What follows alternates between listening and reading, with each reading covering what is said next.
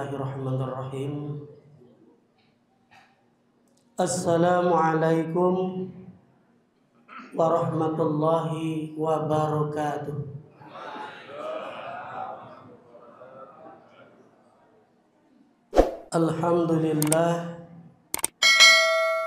Alhamdulillahilladzi anzalal Qur'an hudan linnasi wa bainatin minal huda wal furqan.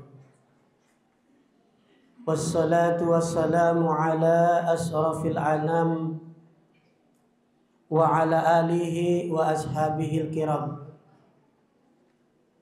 Ashhadu an la ilaha illallah wahdahu la syarikalah wa ashhadu anna Muhammad abduhu wa rasuluh. Allahumma salli ala Sayyidina Muhammad wa ala ali Sayyidina Muhammad. Rabbi shrah li sadri wa yassir li amri wahlul 'uqdatan min lisani yafqahul qawli. Faqalallahu ta'ala fil Qur'anil Karim. Na'udzubillahi minasyaitonir rajim. Bismillahirrahmanirrahim. Inna anzalnahu fi lailatul qadr.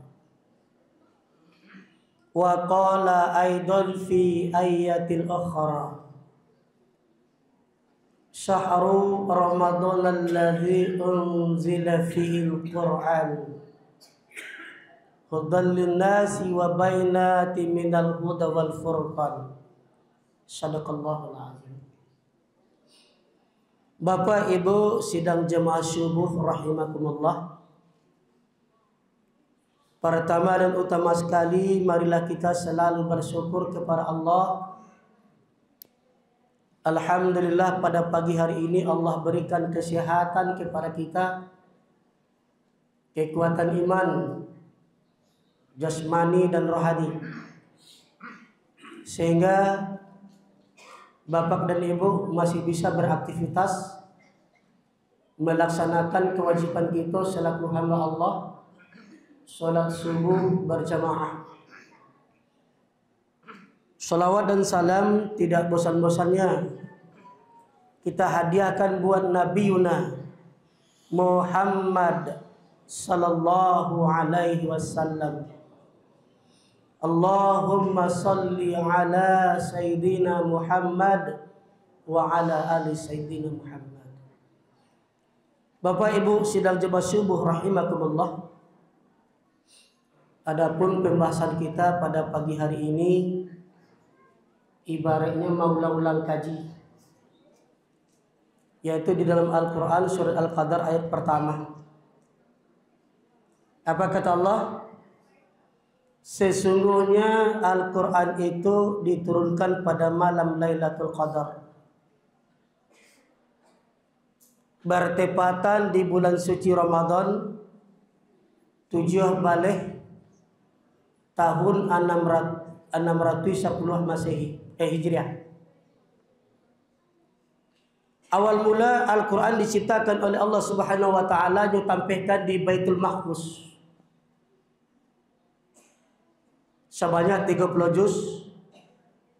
Sebelum Al-Quran diturunkan ke langit dunia, dari Lauh Mahfuz Allah turunkan ke Baitul Izzah.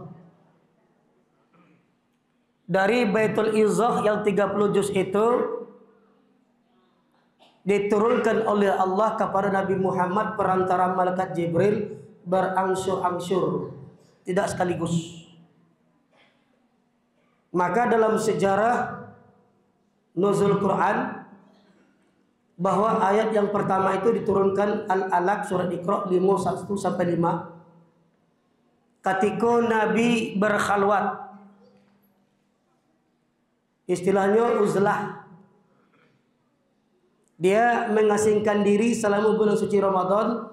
Dia tidak ada berada di rumah, dia selalu berada di gua Syur. Dengan izin Allah Subhanahu wa taala, Allah pertemukan Nabi Muhammad dengan Jibril pertama kalinya adalah di Gua Hira itulah. ketika Jibril menghampiri Nabi Muhammad yang dijelaskan dalam kitab Tarikh Nurul Yakin, pas bertemu Nabi Muhammad dengan Jibril, Muhammad dikatua oleh Jibril, nyorang kuat. Yo paluak Nabi Muhammad. Sehingga Rasulullah gemetar. Lantas gemetar camehnya Rasulullah sehingga baju yang dipakai beliau ketika itu basah sadulah. Barat keringatnya banyak keluar. Dia takut karena ini pertama kali dia berjumpa dengan malaikat Jibril. Lantas apa yang disampaikan Jibril kepada Nabi Muhammad ketika itu? Iqra ya Muhammad. Apa kata Muhammad? Ma ana biqari ya Jibril. Muhammad, bacalah Iqra. Ma ana biqari. Ambo tidak bisa membaca Jibril. Apa yang membaca? Lantas apa yang dilakukan Jibril? Dilepaskan Nabi Muhammad, setelah itu dirangkuh kembali, dipaluak jadi beli. Di dalam sejarah kitab Tarikh Nurul Yakin itu sempat 3 kali Nabi Muhammad nyopaluak di Jibril sajadi-jadinya. Sehingga litak Nabi Muhammad nyobuan ibarat dalam bahasa Arab gargoroh. Gargoroh itu cik-cik tinggal pernapasan beliau oleh. Satu-satu pernapasan Nabi susah. Akhirnya yang ketiga baru dibaca oleh Nabi Muhammad surat Iqra 1-5 itu. Setelah selesai wahyu pertama disampaikan oleh malaikat Jibril, Jibril pulang berangkat lagi. Nabi Muhammad turun ke bawah. Bapak Ibu yang pernah berangkat ke Makkah untuk mencapai Gua Hira itu kalau tidak kuat fisik jarang sampai katanya. Ibu di tengah pinggang, di pertengahan pinggang tua, atua tanggal 91. Terjal tinggi pendakiannya. Tak terbayang dua. Rasulullah karena takut dan cameh setelah dapat wahyu yang pertama, dia tidak berjalan dari atas ke bawah, dia lari. Larinya dari Gua Hira ke barat tinggi itu curam ke bawah tuh. Rasulullah berlari sampai ke rumahnya. Sampai di rumah, Rasulullah tutup pintu dibukakan oleh Sayyidah Khadijah. Dia masuk ke dalam kamar. Apa kata Nabi? Zambiluni, zambiluni, zambiluni. Selimuti aku. Dia minta selimukan kepada Khadijah karena takut dan kedinginan gemetar. Sampai 3 kali ulang kalimat zambiluni itu. Dia cari di Khadijah selimut tabah dan paling rancak. Dia selimutkan suaminya. Khadijah tidak bertanya dulu. Apa yang terjadi pada suaminya dia tidak bertanya. Dia selimutkan suaminya dulu. Lah tanang Rasulullah, lah tanang lalu lah nyaman. Bangun dari tidur baginda Rasulullah, beliau mandi. Mandinya ganti pakaian. Sudah itu duduk beliau dekat istrinya, nyuagih makan dan minum. Setelah itu baru dia bertanya. Kata Khadijah, "Ya Rasul, ya junjunganku, apa gerangan terjadi sampai engkau gemeter, menggigil, sehingga basah baju engkau? Mohon diceritakan." Diceritakan oleh Nabi Muhammad, "Wahai istriku, ketika aku berkhalwat atau uzlah di Gua Hira, saya diampiri oleh utusan Allah Jibril menyampaikan wahyu. Saya takut. Apa yang harus saya perbuat? Ana harus melakukan sesudah ikhlas." Kata Khadijah, "Besok insya Allah kita berangkat menemui saudaraku." Dia punya saudara Khadijah kok. Beliau butuh tapi ahli kitab. Namanya Warqah bin Naufal. Nyabalah di Khadijah Nabi Muhammad bertemu dengan Warqah bin Naufal ahli kitab. Mahir Taurat, Injil, Zabur. Rupanya dalam kitab Injil, Zabur, Taurat itu telah diceritakan akan muncul seorang nabi akhir zaman. Kata Warqah bin Naufal, "Hai Khadijah, jangan cameh engkau nih. Wahai Muhammad, engkau adalah manusia yang dipilih oleh Allah Subhanahu wa taala. Engkau akan jadi pemimpin umat, engkau akan jadi rasul." Baru tenang Nabi. Latana Rasulullah ditunggu berbulan-bulan wahyu kondak yo kujong turun deh. Ya, wahyu itu terhenti. Jadi periode Makiyah, di periode Makiyah itu sebelum Nabi hijrah, surat itu turun sebanyak 86 surat. Ya, periode Makiyah itu surat yang turun kepada Nabi 86 surat dalam rentang waktu 2 balik tahun 5 bulan lamanya. Yang 86 surat itu lama waktunya di kota Mekah Nabi menerima wahyu 2 balik tahun 5 bulan. Khusus di Mekah surat yang turun itu berkaitan dengan akidah dan tauhid. Sebab di kota Mekah orang kafir Quraisy itu mereka tidak menerima ajaran yang dibawa oleh Nabi Muhammad. Mereka la tapiaso, mereka menyembah Lata wal Uzza. Kini nyerubah akidahnya oleh Muhammad menjadi Allah Azza wa Jalla, diperkeluar dengan kalimat tauhid la ilaha illallah Muhammadur Rasulullah. Tak bisa je menerima dia. Ya, dia tentang Nabi. Sehingga selama 9 tahun 5 balik bulan itu 5 bulan susah Nabi memperjuangkan Islam. Maka turun ayat menyuruh Nabi hijrah. Hijrah pertama itu di Abbasah. Ya. Islam berkembang di Madinah. Setelah Nabi hijrah yang pertama di Madinah, disambut di sana dengan baik, maka Islam berkembang dengan pesat di sana. Setelah Rasulullah pindah hijrah ke Madinah, turun ayat lagi. Jadi ayat yang turun di Madinah itu, surat yang turun di Madinah sebanyak 28 surat. Maka Al-Quran ko jumlahnya 100 sampai balik surat semuanya. 86 di Makkah, 28 di Madinah. Rentang waktu di Madinah yang 28 ayat itu adalah 9 tahun 9 bulan. Itu lama waktunya. Kalau di Madinah, ayat yang turun memerintahkan masalah muamalah, syariah, sosial, hukum, hablum minallah wa hablum minan nas. Itu yang banyak kaitan di Madinah. Kalau di Makkah tentang parang, indah namunya angkat pedang, pancuang. Itu di Makkah. Masalah apa? Tauhid. Mengajak. Kalau tidak namunya menyembah Allah, parangi. Indah namuah batuka akidahnya dari Lata wal Uzza kepada Allah Azza wa Jalla. Tidak ada kata lain, maka diangkat pedang perang. Tapi bedanya perang dulu jo kini, dulu bajanji basure. Nyo kirim surat lu. Nyo kirim surat ke pemimpin mereka, nyo dia utusan, utusan dari baginda Rasulullah, dibaca surat itu kalau mereka tidak mau beralih agama dari Lata wal Uzza kafir Quraisy kepada Allah Azza wa Jalla sebagai Tuhan engkau, maka kami akan memerangi engkau sampai selesai. Itu bedanya para dulu ini. Kalau kini enggak, tak segiang seketik lambut dan suam. Kalau dulu ada aturan mainnya. Aturan mainnya, orang hamil tidak boleh dibunuh. Anak kecil tidak boleh dibunuh. Ya, orang tua renta tidak boleh dibunuh. Kalau kini nyok sosok habisnya nak cari ada. Itu bedanya. Jadi dulu ada etika dalam berperang, ada etikanya. Ya, ada etika yang mengatur. Jadi ada rasanya belas kasihan. Walaupun seseorang itu sudah terancam pulih dibunuh, tapi kalau dia sudah angkat bendera putih, tidak boleh lagi dibunuh. Dijadikan sebagai tawanan. Tawanan perang. Itu dulu. Kalau kini tidak ada. Babat sampai habis.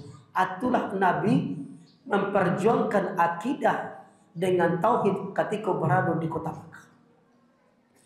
Singkat cerita, masalah nuzul Quran lah sempurna. Kalau lah syarat yang balik, berarti Islam sempurna. Di keislaman sempurna, Nabi berpidato di perpisahan haji wada. Tagak Nabi datang mimbar, kata Nabi ketika itu, al yauma akmaltum lakum dinakum atmamtu alaikum wa raditu lakum Islam Madinah. Kata Nabi, Islamku lah sempurnakan agamamu bagimu. Aku telah redha. Orang yang berada di Makkah, Madinah bersorak-sorai. Kenapa? Islamlah sempurna. Di pada titik terakhir perjuangan Rasulullah 100%. Tak ada lagi. Ya, Makkah damai, Madinah damai, dibuat di situ perjanjian. Orang yang tidak mau mengikut agama Allah, kalau dia tinggal di Makkah, Madinah, wajib bayar pajak. Tuh. Orang non muslim bayar pajak, bukan muslim yang bayar pajak dulu. Wajib bayar pajak. Kini tak dia dibabat habis pajak semuanya, tidak ada beda. Ya. Setelah sorak-sorai gembira orang Makkah Madinah, hanya seorang sahabat yang tidak menangis, yang tidak tertawa. Siapa menangis? Abu Bakar. Abu Bakar dia menangis dia. Bakok Abu Bakar kau menangis ini. Abu Bakar kau berpikir, nyo tahu sesudah itu akan Rasulullah meninggal awak lain. Tak baca dia Abu Bakar. Semua sudah sempurna. Ibaratnya ke orang awak semua digali aja datang. Dan dibekasui sampai dan diuji pacah. Tidak berapa lama berselang waktu Rasul sakit. Apa yang dikhawatirkan Abu Bakar itu kenyataan Rasulullah sakit, tidak pernah lagi sholat berjamaah ke masjid. Di dalam sejarah dijelaskan Nabi dihampiri oleh 3 orang malaikat ketika sakit itu. Pertama malaikat Jibril, yang kedua Mikail, yang ketiga adalah Israel. Ketika Nabi sakit dihampiri oleh 3 orang malaikat, Israel, Mikail, dan malaikat Jibril. Kalaulah satu Israel ke dalam, akulah jaleh teman. La jaleh jantan batinonya, la jaleh hitam putihnya. Berarti apa? Israel membawa perintah Allah kepada Muhammad untuk dipisahkan antara ruh dengan jasadnya. Ya, meninggal Rasulullah. Ketika Rasulullah meninggal, dapat berita di kota Makkah ketika itu, kata orang Makkah yang imannya tipis, mamata Muhammad lah mati. Kalau Muhammad lah mati, berarti awaklah kehilangan yang dua, nak kembali kepada agamanya, monyangnya balik murtad. Ketika Umar bin Khattab mendengar berita disampaikan oleh orang-orang Makkah, mamata Muhammad, nyocabut pedangnya di Umar bin Khattab ketika itu. Siapa yang mengatakan Muhammad mati, bawa pancuang dia. Coba emosi Umar bin Khattab ketika itu, tidak ada berani satu orang pun di Makkah berkutik berbicara setelah Umar mengangkat pedangnya. Ini takui Umar kuang baga sehingga padang pasir mah. Kalau diizinkan di Nabi ya ambo seorang sih padang selesai macam. Tapi Nabi tidak mengizinkan. Menganggap remeh lawan juga. Akhirnya apa? Dengan marahnya Umar bin Khattab, satu-satu sahabat yang bisa mendiamkan, meyakinkan bahwa Rasulullah telah meninggal adalah Abu Bakar Siddiq. Nyetamu di Abu Bakar, dia sampaikan kepada Umar, dia palu, wahai saudaraku, apa yang disampaikan itu adalah benar. Rasulullah telah meninggal. Apakah sampai di situ perjuangan para sahabat? Tidak. Makkah bergejolak, umat Islam pecah. Pecah terbagi 2 kubu. Ya, pertama kubu yang bertahan dengan agama Allah, yang cik lain murtad kembali kepada agama nenek moyangnya. Ya dah tak dua kau pak. Jom, betul ada tak dua. Tak dua ada. Kita dulu minta mah talonso je lo. Iya, intermezzo ya. Ya. Allah pacak utamakan umat Islam murtad sebagian. Kok nuzul paginya jo? Atau nuzul subuh bukan? Ya. Kita proses. Kalau yang malam tuh intisari dari nuzul. Kita prosesnya. Nah, pacak umat Islam dipimpin oleh Abu Bakar Siddiq. Nyobuik dalam satu sidang rapi. Kalau indak kita parang orang tua akan bertambah murtad sebanyak-banyak yang di muka bumi. Ya, maka nyopimpin di Abu Bakar kalau beliau selaku Khalifah Rasyidin yang pertama memarangi orang murtad.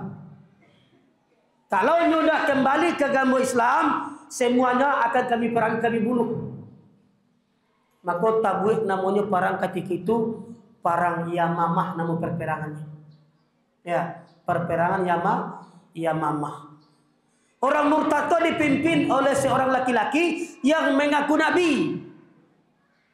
Ya, setelah Nabi meninggal, tagak seorang laki-laki perkasa, inyoh mengakui nabi, namanya Musailamatul Al-Kazab. Sempatnya membuat hadis sebanyak 5.000 hadis nyobuik.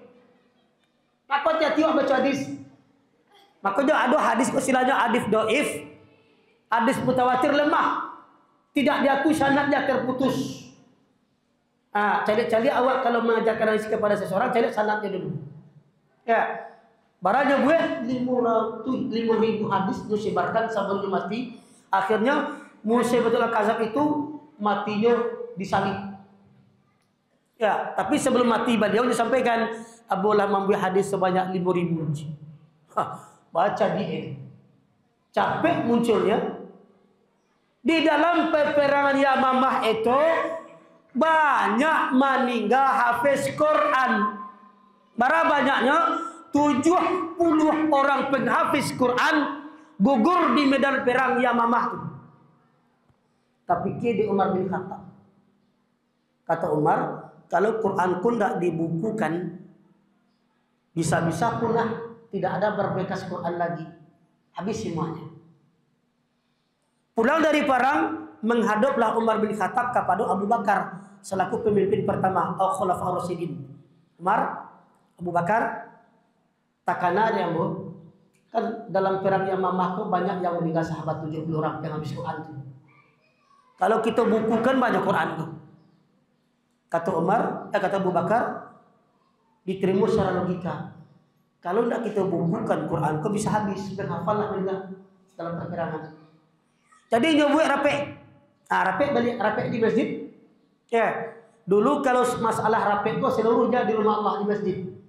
Tumpuannya masjid.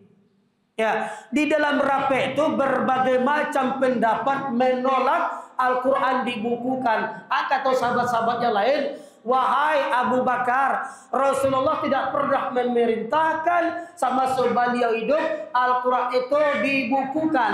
Cuma perintah Nabi ketika wahyu turun itu, tulislah di pelepah kurma, daun-daunan, batu-batuan, tulang belulang. Hanya di situ. Setelah itu apa lagi? Nyuruh Nabi menghafal Quran. Tidak ada. Akhirnya tidak ada kata sepakai di dalam untuk membukukan. Akhir tidak ada keputusan. Bubar rapek ketika itu. Abu Bakar Siddiq di tengah malam berdiri solat malam dia. Ya, dia istikharah, solat istikharah dia. Dalam solat istikharah itu Abu Bakar Siddiq dapat hidayah dari Allah Subhanahu wa taala. Hidayahnya membolehkan membukukan Al-Quran, sebab kalau tidak dibukukan Quran itu semuanya akan hilang, tidak ada berbekas sama sekali. Rapi lihat. Dalam rapi nyambilah keputusan di Abu Bakar Siddiq, Al-Quran tetap kita bukukan dengan alasan yang sama. Kalau tidak dibukukan nanti Al-Quran kok bisa hilang lenyap di muka bumi. Tidak ada lagi bekas wahyu kepada Nabi Muhammad sallallahu alaihi wasallam. Putus. Selesai rapi nyobuat sore di Abu Bakar Siddiq, nyo tujukan kepada seorang sahabat yaitu Zaid bin Sabit. Jadi yang penulis Al-Quran itu adalah Zaid bin Sabit yang menulis tulisannya rancak. Ya, beliau ahli kaligrafi, rancak mana tulisannya. Setelah dibentuk tim diketuai Zaid bin Sabit yang menulis, masa periode Abu Bakar Quran belum selesai. Bakar belum selesai, Abu Bakar meninggal di tengah perjalanan waktu pembukuan Al-Quran.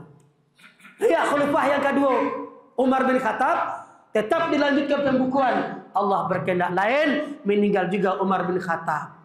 Akhirnya Al-Quran selesai dibukukan masa Khulafa Ar-Rasyidin yang ketiga Utsman bin Affan. Masa Utsman Al-Quran selesai dibukukan 30 juz sampai balik syurah. Lah selesai dibukukan, apakah aman Quran? Belum. Masih ada perdebatan di antara sampai suku. Maka mereka berdebat, suku yang pertama meminta Quran itu dibaca versinya. Ada kita mendengar mah wadduhe walaili iza saje.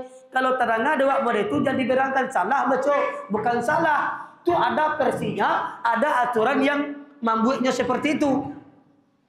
Tadanga di Utsman bin Affan dari Turki baliaknya ke balik, nyo kumpulkan sampai suku di Utsman bin Affan, akhirnya nyambil keputusan. Akaja Utsman membaca Quran itu cukup menurut versi saya. Nyo sabui nama versinya Rasih Utsmani. Makna Rasih Utsmani membaca Al-Quran kata Utsman cukup menurut versi saya. Lah ini yang saya syukur. Sampai kini yang awak baca Quran kini Bapak Ibu itu menurut versi Rasih Utsmani. Ah, selesai aman. Habis sejarah nuzul Quran. Selesai buku. Nampak lu ambil hikmah dari nuzul Quran. Ya, itulah prosesnya. Kalau wak kaji dari subuh ke subuh lu betul ini. Kita ambil senti hari ini. Akhirnya kok kan lah selesai nuzul Quran gua, lah terbentuk Quran. Dan intisari dari Quran lah. Ya. Khairukum man ta'allamal Quran wa 'allamahu. Apa yang terjadi di Quran? Sebaik-baik di antara kamunya manusia, ya, mempelajari Al-Quran dan mengamalkannya. Kalau di seko ada ragu deh jo. Ambo kalau mangga gua ndak ragu ge bo. Bo itu mana? Coba tanya ibu, pasti kalah papaknya biar mah. Ibu lah barajus juga. Lah barakali katam juga. Tanyalah. Allah tiga uji. Kalau ada kan. Sama aja sampai yang dua sih kalau ngaji sama. 10 orang kan bertanya. Putih dia tiga khatam Quran. Apa-apa awak khatam tadarus awak kurang awak seorang. Kalau apa-apa ada yang khatam kau yakin. Sama mau celia ada namanya duitnya di kos kecil. Ada jabiak polisi, kos kecil kan. Awak yakin pasti ada apa-apa yang khatam Quran. Tapi kalau ibu nama khatam secara tadarus, serancanya murajaah. Murajaah memperbaiki bacaan. Ada hadir salah seorang guru yang mengerti dengan makhrajul huruf. Itu rancak. Ketika awak membaca, dia celiknya. Kok salah kan doang. Kok salah ada betul ke dah. Aja betul baca dah. Itu narancak.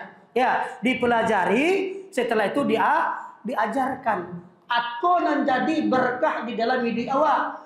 Tu baru dapat dakwah. Tuhan dapat dakwah. Kata Nabi selama Ramadan, tapi Ramadan saja kajian. Satu alif itu 700 palunya. Cobalah alif lam mim 3 tu. Bukan dibilang cie. Alif lam mim 3 dikali 7. Ya 700 dikali 321 je lah. Kau khatam dakwah Quran 6.666 ayat. Orde bara palu 7. Nak terbayang dua palu itu dah. Kok kamati awak besok di tanggal 31 turun di Musaji. Salamai awak. Ya, di mana salamainya? Salamai perjalanan. Ibarat mula ulang kaji awak balik. Kan 3 awak salamai di Quran tu. Ya, 3 perjalanan kita diselamaikan Al-Quran. Perjalanan pertama awak diselamaikan sakratul maut. Sakratul maut. Ya. Baku sakratul maut, ketika awak lah sakarat, itu disunahkan oleh Nabi membacakan kalimat talqin kepada orang yang sakarat. Lataan muli awak ke pangkat telinga sebelah kanannya gua. Ya, ajarkan beliau kalimat la ilaha illallah Muhammadur Rasulullah. Yang banyak kesalahan di awak mengulang-ulang kalimat, membaca la ilaha illallah. Niang baca deh la ilaha illallah Muhammad Rasulullah. La ilaha illallah Muhammad Rasulullah. Sekali saja cukup. Tidak usah berulang-ulang kali. Dibacakan sekali bertanang awak. Niang jo dengarkan ambo deh. Kalau anak ke mama papa, dengarin anakmu ya mengajarkan kalimat talqin kepadamu mama papa. La ilaha illallah. Perlahan. Jangan tak kaja-kaja awak. Sudah tu caliak gerakan bibirnya. Atau guna Quran. Orang yang membaca Quran lalu dia amalkan, bibirnya akan bergerak seketika diajarkan anaknya atau orang lain kalimat talqin. Tapi sama soedoi orangnya maka parangainya Abu Jahil tidak pernah dia baca Quran, apalagi nama ibadah, tidak pernah dia warka'u ma'arroki'in. Ketika dibacakan kalimat talqin, mulutnya kok tak kunci. Bakal tak kunci, lidahnya tabah. Ya, lidahnya tabah. Bareknya membaca kalimat la ilaha illallah. Nan mudah membaca kalimat la ilaha illallah itu adalah orang yang ahli ibadah, cinta Quran, ahli zikir, mudahnya membaca kalimat talqin. Sedangkan ibadah yo awak agak telo-telo yo lidah membaca. Tapi kalau kita baca kok mankola ya kalamihi, orang yang mengucapkan kalimat la ilaha illallah fi kalamihi udkhulul jannah. Sia-sia yang membacanya kalimat la ilaha illallah Muhammad Rasulullah udkhulul jannah kata Nabi. Maka dia masuk surga. Maka paringan bibi awak. Ya. Paringan bibi awak patipi lidah awak juadi patipi jo Quran. Pi kalau ndak dipatipi jo Quran, bagunjiangnya karajo awak makin tabal lidah, makin barek, makin telok besok sakatiko sakaratul maut. Orang sakaratul maut tu Bapak Ibu lidahnya tasurui ke dalam, ndak tajudu kalau ada pendek, maka payah membaca kalimat la ilaha illallah tu. Itu kekuasaan Allah, Pak. Ya, kekuasaan Allah. Maka bentuklah anak dibentuk para generasi awak. Generasi awak itu sia anak cucu. Anak cucu menantu keponakan dibentuk generasi apa? Generasi berakhlak Qurani.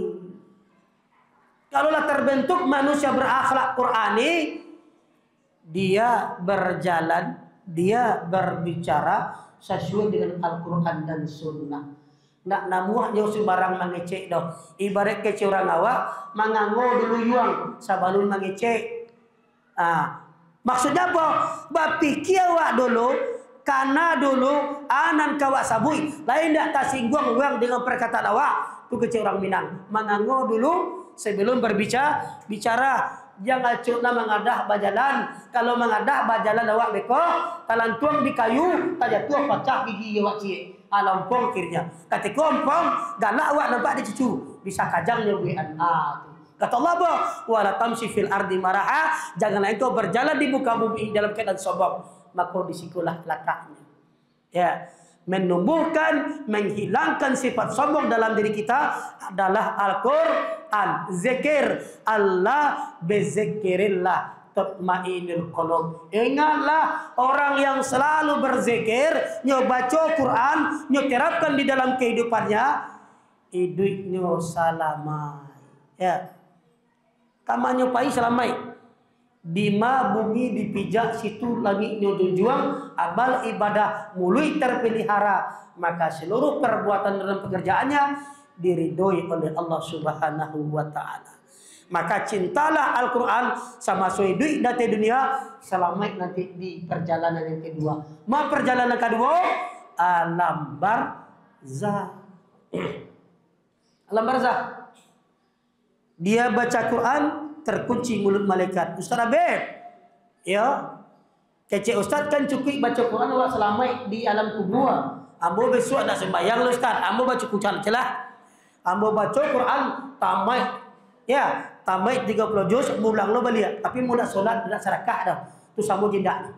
Ya, kunci utama itu adalah ibadah solatnya, baru Qurannya, baru tatutui mulut malaikat di alam barzah. Yang ketiga terakhir di akhirat, Quran pun ikut kepada kita. Iqra'ul Quran, ya, orang yang baca Quran, saya ati yaumul kiamah, dia datang pada akhirat sebagai saksi di hadapan Allah, manganya datang syafi'an, memberikan syafaat terhadap orang yang baca Quran. Setelah itu tidak mungkin Quran berbohong, kata Allah. Kalau Quran berbohong, samu jambu nambah butuma. Sebab perkataanku wahyu bagi Nabi Muhammad, mujizat beliau, tidak mungkin. Maka dari 3 aspek kita diselamatkan oleh Al-Quran. Pertama sakratul maut, kedua alam barzah, ketiga sidang di hadapan Allah di akhirat. Al-Quran sebagai saksi menyelamatkan kita. Lantas apa? Allah masukkan kita ke dalam surganya. Banyak maaf. Akhirul kalam. Assalamualaikum warahmatullahi wabarakatuh.